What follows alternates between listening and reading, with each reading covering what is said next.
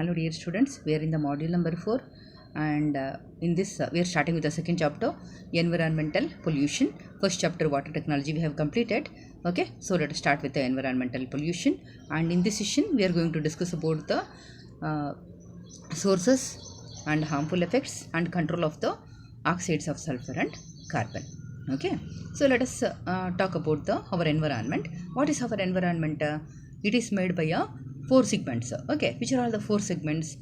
The atmosphere, hydrosphere, lithosphere and biosphere. Okay, you are studying this from your high school level, right? Okay, these four constitute our earth's environment.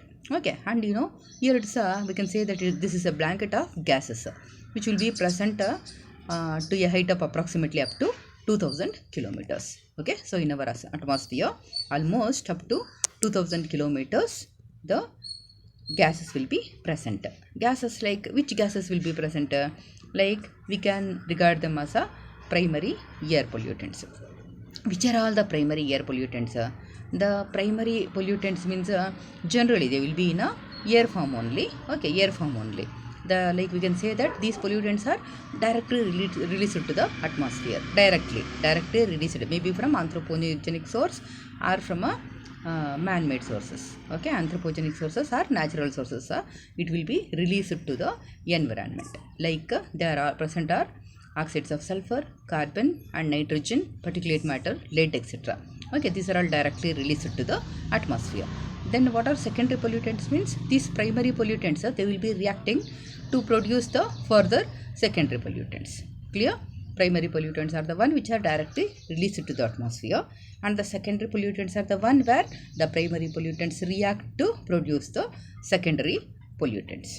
Okay, like our atmosphere, no, when it is filled with polluted gases, okay, it will be like this. See, from everywhere the emissions are there, harmful emissions we can call, and seeing only just we can find out how much pollution it is producing. Okay, it consists of all the presence of like oxides of sulfur, nitrogen, carbon, ozone, ammonia, okay, and volatile organic compounds and airborne particles will be there. All these constitutes the air pollutant, air pollution. Okay, it will be from different industries, no, from metal processing units, other industries, cement industries, okay, all the industries, and where and all the fossil fuels are burnt, even they, it will be reducing the pollutants to the atmosphere. Our polluted air will be looking like this. This is about the primary and secondary pollution. I have already told. Primary pollutants may be from natural source or stationary or from anthropogenic sources, and they will be further reacting to make secondary pollutants. See, like sulfur and oxides of sulfur will be there in the atmosphere. Sulfur will be there, it will be reacting with oxygen to produce sulfur dioxide, and dioxide, when it is mixing with the rainwater, it will be forming H2SO4 rain. That is the secondary pollutant. Nitrogen is there, nitrogen and oxides of nitrogen will be there as a primary pollutants in the atmosphere, and they will be forming with rainwater HNO3 acid rain. Okay, I think you understood the primary and secondary pollutants. And if at all the pollutants are present in our atmosphere, what and all it causes? It will be causing like many type of okay, nowadays, no, like we can see many new diseases and very like much diseases, no, before it may not be there, right? Nowadays it is too much, right? What's the reason for it? Because our atmosphere is completely polluted. If the atmosphere is completely polluted, no, what and all it can cause? It can cause the damage to the kidney and liver, skin rashes and skin cancer, okay, and like development of mental problems in children, nervous system damage will be there, and throat infections and respiratory tract infections, birth defects, okay, and all type of like asthma and other diseases, and also some types of cancer which is caused by this pollutants.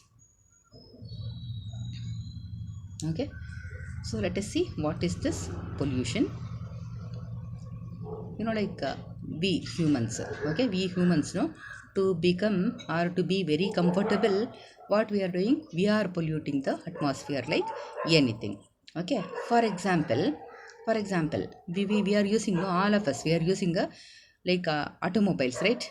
Two-wheelers will be there at home, four-wheeler will be there. Continuously, we are using. So what is happening? The automobile exhaust will be consisting of oxides of carbon, oxides of sulfur, and oxides of nitrogen, right? Then it will be forming the secondary pollutant. Okay, for example, like the pollution is air is caused by the all the automobile exhaust gases, and combustion of fossil fuels in the automobiles or in other places like industries. Okay, these substances now what do they do is they will be present for long time in the atmosphere and will be carried out by the wind and will be reaching to the water sources, and further they will be forming some toxic substances once again that we will be consuming through water, and it will be causing a harmful diseases or problems to the all the living beings, maybe to the plants or humans and other living things. Fine. And for example, pollution of water is caused by the presence of the or the addition of the impurities to the water, like from the petroleum products and the exhausts either from industries. Industrial waste will come, no, if it is left to the water streams without treating, it will be causing many problems in water. Okay, and what do we use at home for domestic purposes? The soaps, detergents, and what do we use as a kitchen washers and bathroom washers which is used, no? Okay, they all will become pollutants in water. And also the chemical fertilizers and pesticides, they will be taken to the water and will be causing problem. And when we say general about the soil pollution, which may be caused due to the major cause for this solid waste, like it will be dumped, no, without giving any treatments, and from industrial and mining activities it will be caused, and also from the presence of the dust and soot, and from the domestic garbage soil pollution will be caused. Okay, what is this pollutant then? See, for example, our air, no, it is consisting of all these substances. What I said, sulfur will be there in the atmospheric air, and also the nitrogen will be there. Small amounts of carbon is also present, but they are not regarded as a pollutant, right? Okay, until and unless it starts harming, okay, it will not be considered as a pollutant. Okay, if it is present, no issues. But when it start causing some problems on living things or any other things, then it is regarded as a pollutant. Okay, and for everything there is a maximum permissible limits will be there. Carbon can be present only so much dash ppm. Okay, sulfur can be present in the atmosphere for only this range, like that. If it is present above the maximum permissible limits, no, then it will be regarded as a pollutant. Okay, if it is present without harming or without causing any harm on living beings, it will never be considered as a pollutant. Okay, and if it is present beyond the maximum permissible limits, and when it starts causing the harm to the living things, then it is regarded as a pollutant. Fine. So let us start with the sulfur. Okay, sulfur, what are all the sources of sulfur? Okay, and its ill effects and control of this sulfur pollution. Okay, how the sulfur is being released to the atmosphere? Okay, when we say the natural sources, from natural sources means like from volcanic eruptions, and from the dead and decay parts of the plants and animals. Okay, it will be releasing the sulfur to the atmosphere. And when we talk about the anthropogenic sources, that is man-made sources, combustion of the fossil fuels is the major contribution of sulfur to the atmosphere, like coal, oil, petrol, diesel, etc. When they are used, no, they contain some small amount of sulfur. Okay, and the sources include power plants. Okay, in power plants this will be released, and in metal processing and smelting units. Okay, sulfide ores will be there. When they are processing, sulfur will be released. Okay, and that sulfur will be reacting with oxygen to form sulfur dioxide, and further it will be forming the sulfur trioxide. So these are the natural and anthropogenic sources of sulfur. See how the sulfur pollution looks like. Sulfur is present in automobile exhaust, and from the processing units exhaust, sulfur will be coming to the atmosphere. Okay, what are all the ill effects if sulfur is present in more than the maximum permissible units? Okay, concentration of 20 ppm no in air affects the digestive tract and eye irritations. We will be getting eye irritations now when you are exposed to the more concentration of the sulfur. If no it is present in a up to from 400 to 500 ppm no, it will be highly dangerous for all the living things. Okay, what and all the damages which are happening? Plants are damaged, okay, at much lower concentrations than the human health, because they are they will be very sensitive. They will get affected at lower concentration only than the human get affected.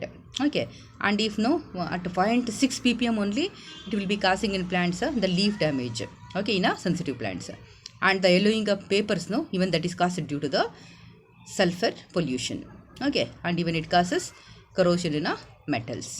Fine, these are all some of the ill effects of presence of sulfur in the atmosphere.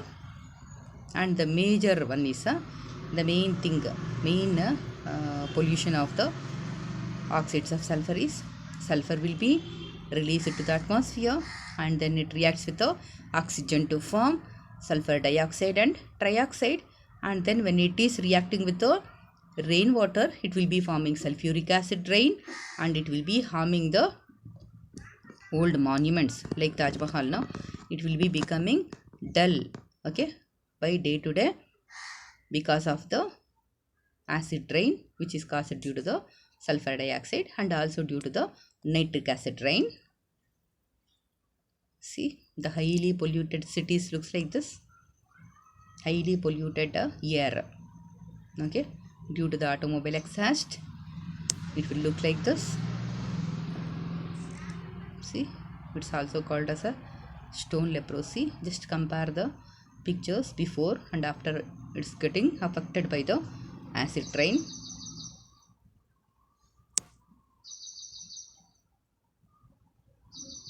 How to control means, like by some of the natural sources like sinks will be there. What are these sinks? They will be absorbing excess amounts of these compounds, okay, then they are released. Okay, this will be absorbing maximum amount of this any pollutants. They are called as a sink.